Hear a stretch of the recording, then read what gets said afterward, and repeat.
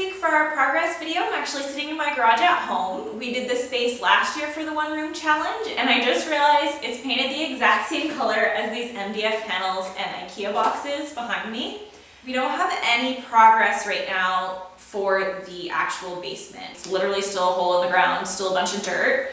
Hopefully that'll be getting covered up this week once our plumbing inspection is done, and then we can move once we know what's happening with the HVAC.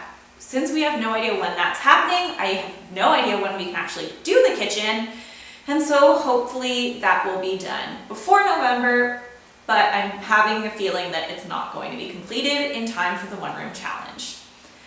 Right now I'm going to be sanding and priming all of these doors. Wish me luck, I have a lot of work ahead of me, and if you're also doing the one room challenge, hopefully you guys are farther along than me and your projects are turning out great. Thanks for watching, bye.